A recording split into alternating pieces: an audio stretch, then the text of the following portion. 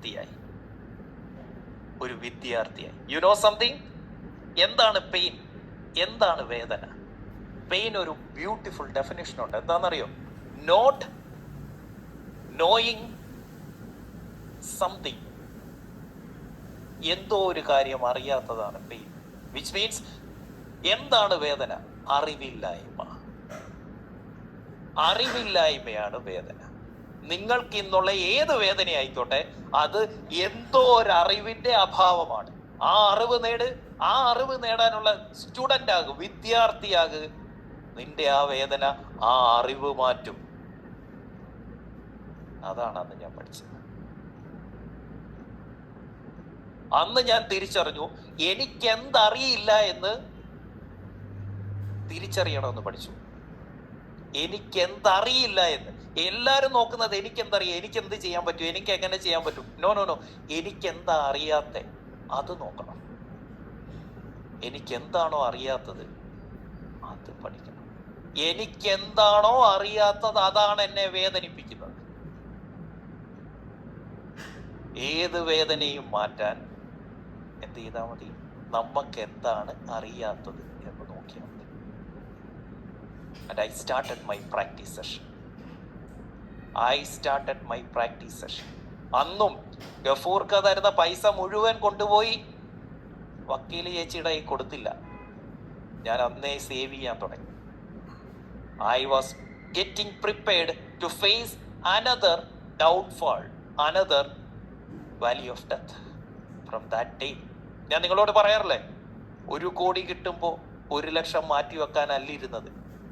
10,000 രൂപ കിട്ടിയപ്പോൾ അതിൻ്റെ അകത്തുനിന്ന് ഞാൻ 1000 രൂപ മാറ്റി വെച്ച് ഞാൻ ആ ഹാബിറ്റ് ഉണ്ടാക്കി, ആ സ്വഭാവം ഉണ്ടാക്കിയെടുത്തു. കാരണം ഞാൻ അന്ന് പഠിച്ചു വാട്ട് ഈസ് സേവിങ്സ്,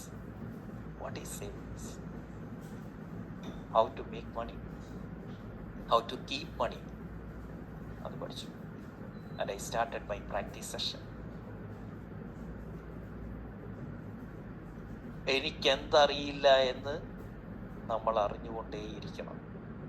അങ്ങനെയാണെങ്കിൽ നമുക്ക് ആ വേദനകൾ ഒഴിവാക്കാൻ പറ്റും. And it changed my life.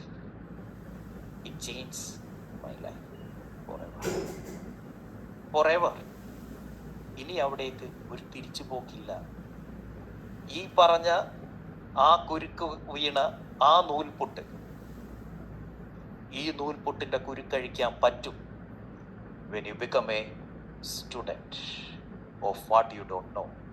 എന്താണോ നമുക്കറിയാത്തത് അതിൻ്റെ സ്റ്റുഡൻ്റ് ആയി കഴിഞ്ഞാൽ നിങ്ങളുടെ ജീവിതം ഇന്ന് എത്ര കുരുക്കുള്ളതാണെങ്കിലും ശരി, ആ കുരുക്കഴിക്കാൻ പറ്റുമെന്ന് ജീവിതം കൊണ്ട് തെളിയിപ്പിച്ചു തന്ന ആളാണ് ഞാൻ.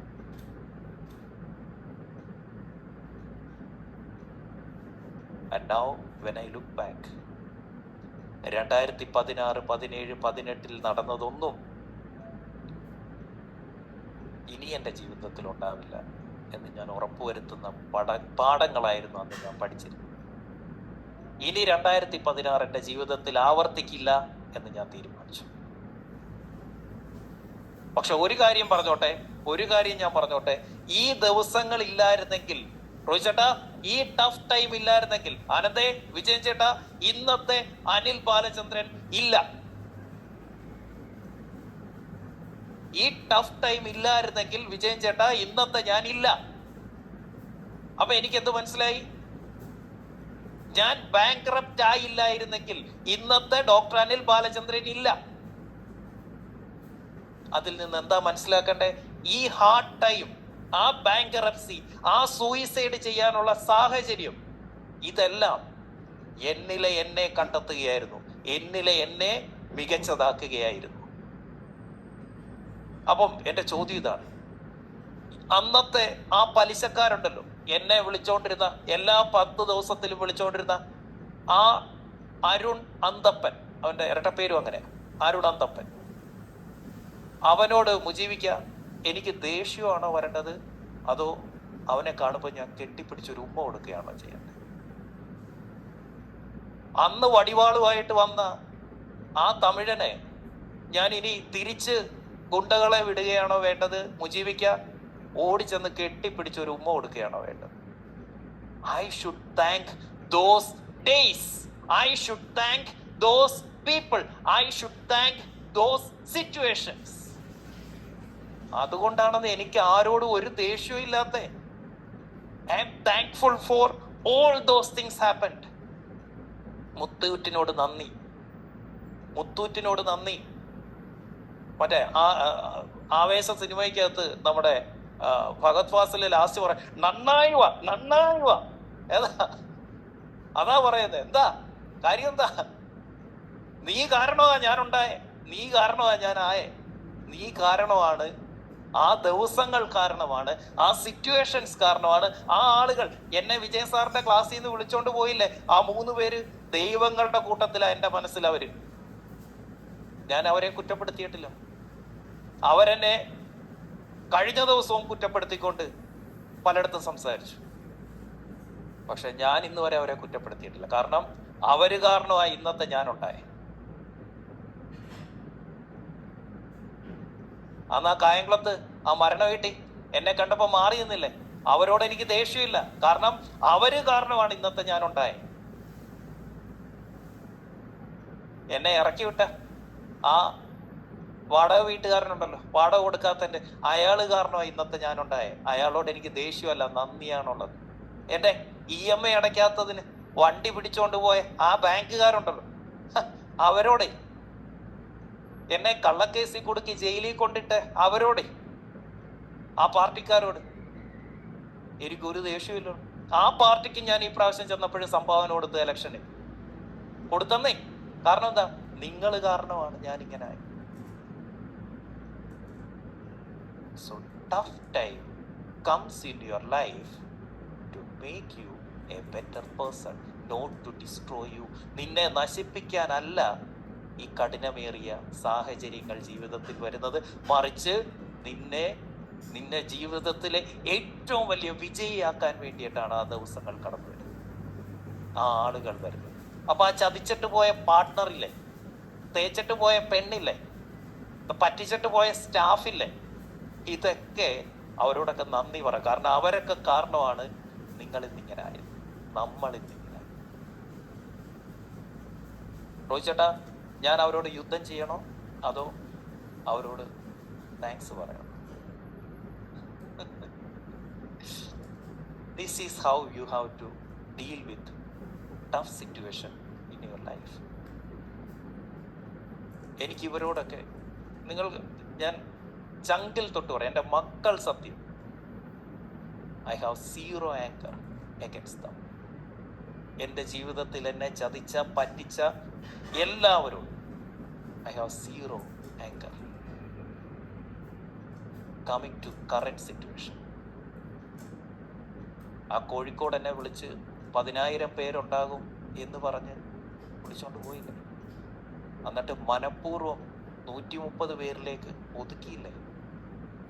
ആ സംഘടനയ്ക്ക് കോഴിക്കോട് മാത്രം 2,000 പേരുണ്ട് മെമ്പർമാര്, സ്ഥിര മെമ്പർമാർ. പിന്നെന്താണോ 130 കുറഞ്ഞു?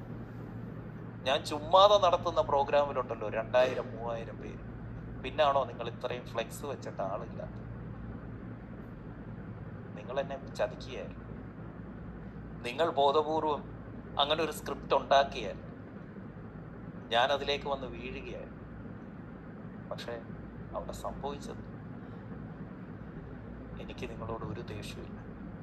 ഈ സോഷ്യൽ മീഡിയയിൽ വരുന്ന ഓരോ തെറികളും, ഈ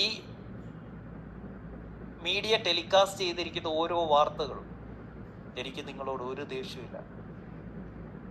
നന്നായി വാ. കാരണം എന്താ? എന്നെ അടുത്ത ലെവലിലേക്ക് കൊണ്ടുപോകാൻ ഉള്ള ആ നൂൽപുട്ട് ഇപ്പം നിങ്ങൾ ഉണ്ടാക്കി വെച്ചിരിക്കുക. ഈ കുരുക്ക് ഞാൻ അഴിക്കും തോറും ഞാൻ കൂടുതൽ സ്ട്രോങ് ആവും, ഞാൻ അടുത്ത ലെവലിലേക്ക് മാറും. എന്നെ അടുത്ത ലെവലിലേക്ക് മാറ്റുന്ന ഈ സംഘാടകരോടും, ഈ തെറി വിളിക്കുന്നവരോടും, ഈ പത്രമാധ്യമക്കാരോടും, റോയ് ചേട്ടാ, ലവ് യുടാ മുത്തേ, അടിസക്കെ. നീ എന്താ വിചാരിച്ചേ?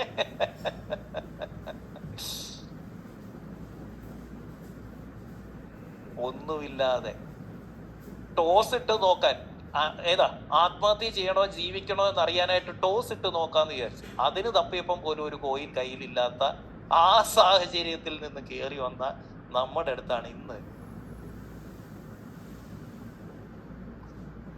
സോ നിങ്ങൾ പറ, അവരെ കാണുമ്പോൾ ഞാൻ കരണത്തടിക്കണോ അതോ ഷേക്ക് ഹാൻഡ് ചെയ്യണോ? ചാറ്റിലൊന്നിട്ടുണ്ട്. Should I fight with them or should I thank them? ഞാൻ എന്ത് ചെയ്യണം? നിങ്ങൾ പറയുന്ന പോലെ ചെയ്യും. വേണമെങ്കിൽ നിങ്ങളിൽ ഒരുപാട് പേർക്ക് അമർഷമുണ്ട്, സാറ് റിയാക്ട് ചെയ്യണം, സാറ് റിയാക്ഷൻ വീഡിയോ ഇടണം, സാറ് അവിടെ സംഭവിച്ചതെല്ലാം വിളിച്ചു പറയണം. സാറ് രമേശ് ഇപ്പോഴും എനിക്ക് ഇന്നലെയും എന്നെ വിളിച്ചിട്ട്, സാറേ 2 മണിക്കൂറിനാ സാറ് പൈസ മേടിച്ചത്, സാറ് 2 മണിക്കൂർ 34 മിനിറ്റ് ക്ലാസ് എടുത്ത് കഴിഞ്ഞപ്പോഴാവുമാര് പ്രശ്നം ഉണ്ടാക്കി. സാറേ ആ 2 മിനിറ്റ് 34 മിനിറ്റ് ഉള്ള ക്ലാസ് 4 ക്യാമറ വെച്ചിട്ട് ഞാൻ ഷൂട്ട് ചെയ്ത് എഡിറ്റ് ചെയ്ത് വെച്ചിരിക്കുക സാറേ. സാർ ഒരു വാക്ക് പറഞ്ഞ ഇപ്പൊ ഞാനത് പബ്ലിഷ് ചെയ്യാം സാറേ. അത് പബ്ലിഷ് ചെയ്താൽ ഈ ലോകം മുഴുവൻ പറയും, ആ വീഡിയോ ഇരുന്ന് കാണും, അതിൽ നിന്ന് നമുക്ക് സെയിൽ കിട്ടും സാറേ. ഈ ലോകം മുഴുവൻ തിരിച്ചു പറയും സാർ. കാരണം 2 മണിക്ക് ആളുകൾ വിചാരിച്ചു വെച്ചിരിക്കുന്നത് ഞാൻ പൈസ മേടിച്ച് പരിപാടി തുടങ്ങിയപ്പോൾ തന്നെ പ്രശ്നമായി ഞാനിഞ്ഞ് പോയെന്നാണ്. 2 മണിക്കൂറിന് പൈസ മേടിച്ചിട്ടുണ്ടെങ്കിൽ 2 മണിക്കൂർ 34 മിനിറ്റ് പഠിപ്പിച്ച് കഴിഞ്ഞ് അവസാനത്തെ 2 മിനിറ്റിലാണ് ഈ പ്രശ്നം ഉണ്ടായത്. നിങ്ങളെ കാണുന്ന ദിവസം നിങ്ങളെ ഞാൻ കെട്ടിപ്പിടിച്ചൊരു ഉമ്മ തരും.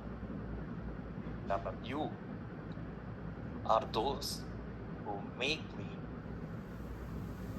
സ്ട്രോങ്. പണ്ടേ റോയിച്ചേട്ടാ, ശിവ ചേച്ചി, ഉണ്ണിയേട്ടാ, മുജീവിക്ക, നമ്മളൊക്കെ പഠിക്കുമായിരുന്നു. എവിടെ?